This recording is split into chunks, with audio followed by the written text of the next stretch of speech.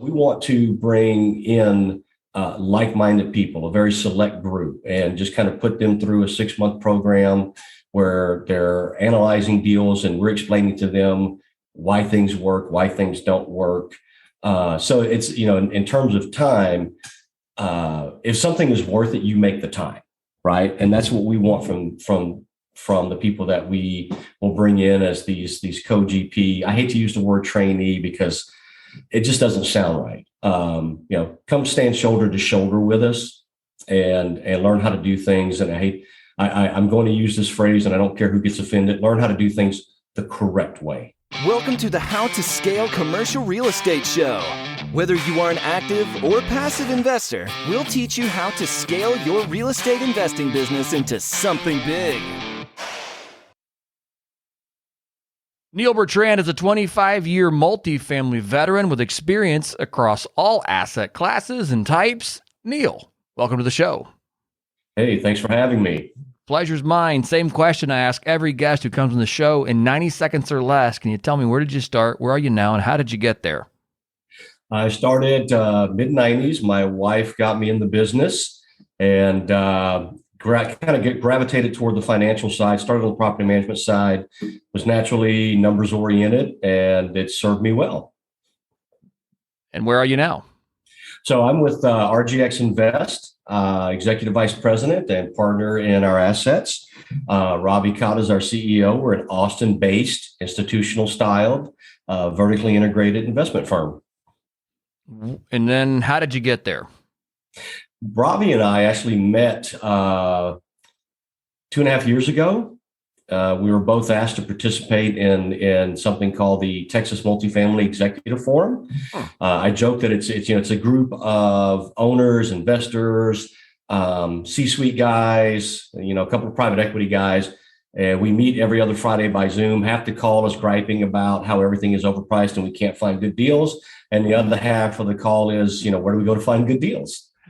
So during the course of those calls, about the first year or so of it, Robbie and I realized that we had a lot of the same ideology, same mentality, both long-term, very ambitious guys with kind of a desire to help other people learn what we do, impact their lives, and grow. February of last year, we made it official, teamed up. And within 45 days, we had $1.4 billion of new development under contract. And, the rest, as they say, is history. That's, nobody just wakes up one day, says, hey, we're going to form a partnership. And then a month and a half later, inks a $1.4 billion new development deal north of Austin, Texas. There's a lot of things that have gone into that. I'm sure that you're downplaying. But let's talk about that project. I guess out of the beginning, break down that project for us. Why do you guys see the opportunity to be developing now versus where you see we are in the market? I think we were talking about, here before we kicked off the episode that you kind of see it as a party that, people think's never going to end. Right. Maybe that's I believe the analogy I used was a bunch of 18-year-old rock star wannabes playing the clubs every weekend, thinking the party's never going to end. Right.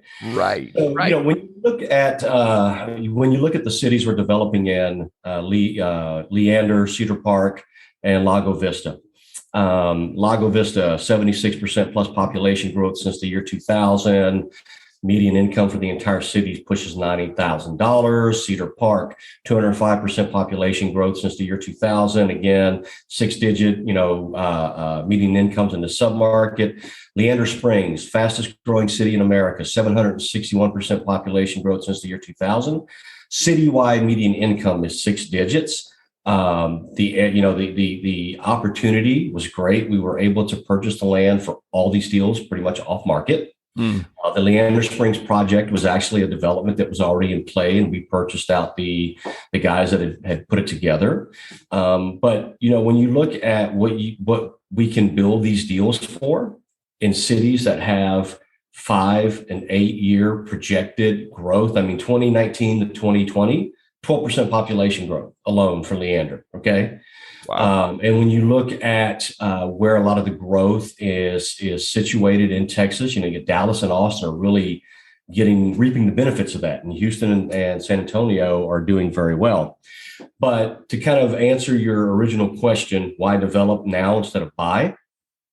We are developing for much, much less than I can purchase a 2015 asset for in this market. And I'm talking in comparable locations, right? $500,000 homes, six figure incomes. It just makes more sense right now to build. By the time, you're looking at a 2015 asset, relatively brand new construction, right? But guess what? Your appliances and are nearing the end of their life expectancy for an apartment community. Depending on where you've built, you're probably starting to see some of those nice foundation issues that certain areas of Texas are known for. Your deferred maintenance is starting to creep in, right? Right. So do I buy for $330 a door, a 2015 asset, or do I build for $225, $230 a door? It's a no-brainer. Sure. Yeah, I mean, just from a mathematical equation, it's a no-brainer. What about time to bring product to market? I mean, a $1.4 billion project isn't a 6-month project. No. So Leander Springs will be a 6-year project. And kind of what this project is, it's 78 acres. It's going to consist of 3 apartment communities totaling 1,600 units, over 1 million square foot of office and retail, a 250 room hotel with a 20,000 square foot conference center. And all of that will be centered by a 4-acre crystal lagoon. And this will be the only publicly accessible 4-acre or crystal lagoon in Central Texas. So we're basically building the ultimate live, work, play environment, right? And that's going to be built in probably 4 phases. Phase 1 is going to be the lagoon, the first apartment community with the retail, get the utilities stretched out there, take about 18 to 24 months from the first shovel in the ground to full lease up, right?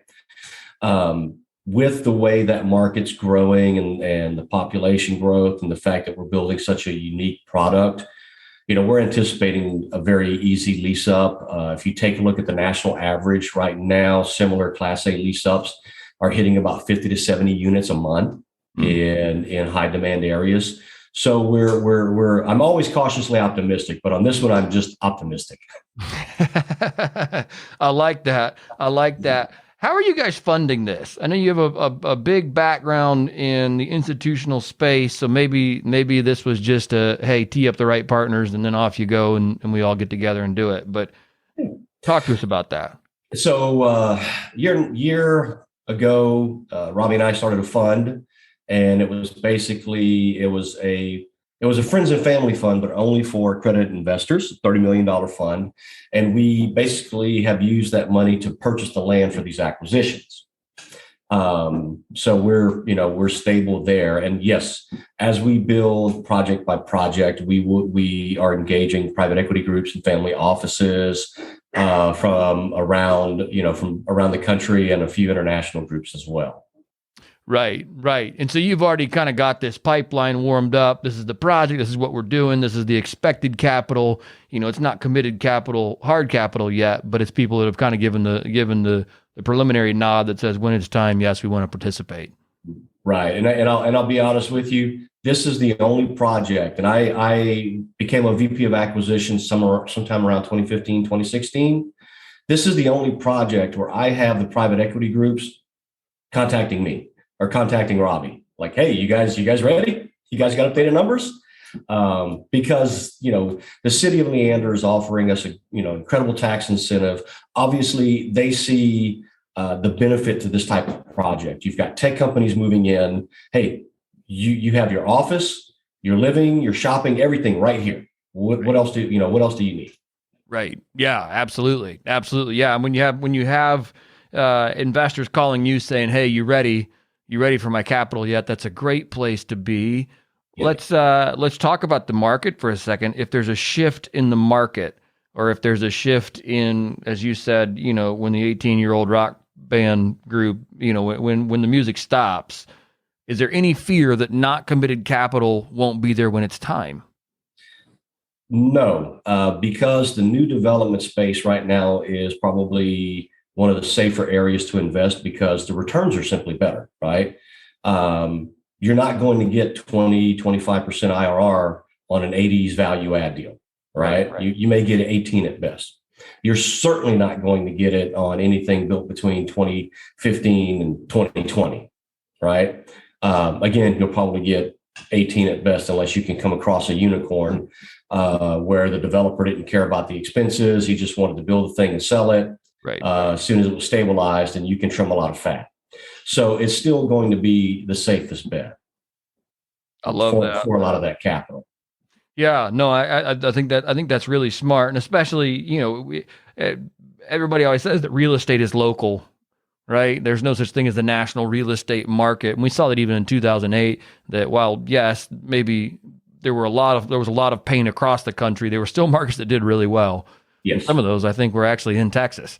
So like you mentioned before, just following the population growth. I mean, that's astounding.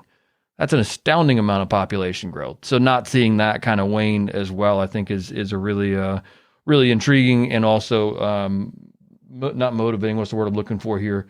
But a further reason to keep doing what you're doing. Tell me about the build out side of things. I mean, that's a lot of project and a lot of moving parts and people to manage. How have you guys built a team around you? I know it was just the two of you, I guess, not too terribly long ago. You need a lot of support staff to make this thing go round. Right. So if you're familiar with the Domain project in Austin, once again, very large, nationally recognized live, work, play development, we've engaged the big players who are involved in that project: architects, project managers, developers, engineers. I mean, literally the same, just probably about 70-80% of that Domain team we've engaged for this project, because when you're doing something like this, you want the best of the best. You don't want the guys who started an engineering firm last year, right? Or who read an engineering book and think they can do it. Right. We wanted the big names, the big guns. Yeah, that makes a lot of sense. To go out and find talent that's already done it. What are some risks that you feel like in this development project or in development as a whole that you guys kind of see and you say, hey, these are some risks that either we can or cannot compensate for? I think right now it's going to be supply chain and pricing, right? Obviously, we're keeping an eye on that. Lumber kind of fluctuating up and down, labor shortages. Those are the type of things that can impact our numbers. But again, when you're working with these large groups that have a huge network and can command great pricing, you have a buffer, right? You don't have a 100% guarantee, but you have a very good buffer.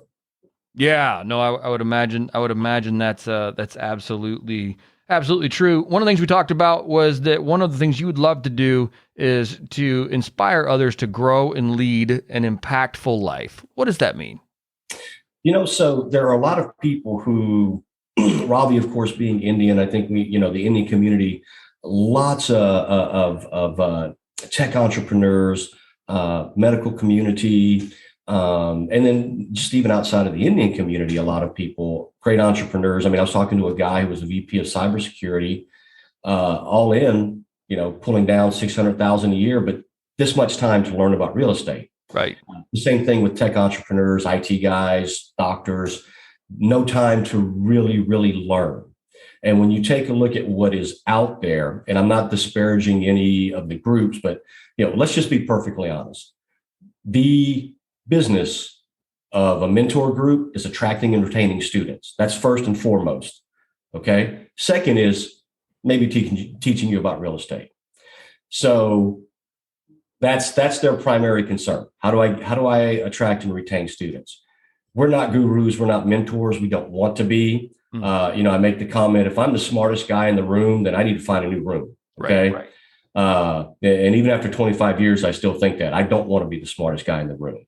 So we want to help people to come alongside us, give them an opportunity. If they're aspiring GPs, give them an opportunity to invest with us. You don't pay us, you invest with us. And you work side by side. You shadow us. You learn everything. You learn how to underwrite on a model that has been sent to Blackstone and Allied Bernstein and Prudential and Northwestern Mutual Life. Okay. Not on a 4-tab underwriting model that is going to spit out the most erroneous returns you can imagine. And if I say that with a bit of sarcasm and loathing, it's there because that hurts people. All right. What you don't know will hurt you. That is awesome. I love that. What does that mean practically? I mean, because there's only so many hours in your day, and there has to be, dare I say, there has to be some sort of return on investment for you guys when you bring on these. I'm going to call it mentees, even though it's not you don't do it a mentor program. Yeah. So for us, it's being very selective, right? If you're not paying us to be coaches, so we're not doing this for everybody. We want people who, first we want to understand your why, and your why needs to be two things. My why is simple. I have to be somewhere after this call. If I don't make it there, my family's taken care of. Okay. The second thing is, what do you want to do outside of yourself? Okay. It's great to have, 10, 15, $20 million net worth and pull down big money, but what are you doing to help other people? Right. And so we want to bring in like-minded people, a very select group, and just kind of put them through a 6-month program where they're analyzing deals and we're explaining to them why things work, why things don't work. So it's, in terms of time, if something is worth it, you make the time, right? And that's what we want from the people that we will bring in as these co-GP. I hate to use the word trainee because it just doesn't sound right. Come stand shoulder to shoulder with us and learn how to do things. And I'm going to use this phrase, and I don't care who gets offended. Learn how to do things the correct way. I love it. No, and that's so absolutely necessary. And I think that's very valuable what you are doing. And I say this on the show all the time, unapologetically, that if you are going to hire a mentor, then you're not a mentor in the traditional sense. But if you are going to go that route, you've got to find somebody that is active in the space, that is buying, that is doing. Run from the guru, what I call the guru but no do person. It's like the real estate industry is fraught with that, and it is. I'm with you. It just kind of sours my stomach. Like, oh my gosh. I make sure I say this on every interview or podcast.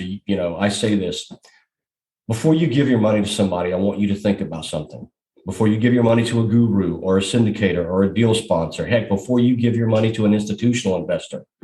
In the state of Texas, there is more education, licensing, and recertification required to cut hair than there is to raise money for a $20 million asset. I know it. And that is a sad, sad fact, right? The best thing about real estate, anybody can do it. The worst thing about real estate is anybody can do it. Right. And, when you have enough people stomping around and puffing their chests like they're experts, and they have great marketing prowess, people buy they drink the Kool-Aid. Yeah, and people get hurt as well. Yeah. I mean, that's in the end. There's a lot of activity and very little forward momentum. And I think that's one of the things maybe you're trying to solve there is actually putting people in a position to make meaningful progress. Yeah. So I think that's absolutely cool, and I love the idea there of growing and leading an impactful life. So thanks for taking the time to break that down. Neil, I've appreciated having you come on the show. This has been great. I love the projects you guys are taking down. That's what do they call that? Massive action in a very short period of time. So I look forward to seeing this project. What's the name of the project you guys are developing there again? So the large project is Leander Springs. Leander Springs. Okay. Have to keep my eye on that as it progresses over the next few years. But absolutely love how quickly and how precisely you guys are going after stuff like that. So look forward to following that. If our listeners want to get in touch with you or learn more about you, what is the best way to do that? Sure, you can send me an email, Neil Neil at reitgroupx.com, REIT groupx.com. Neil, thanks for your time. Appreciate it. Thank you.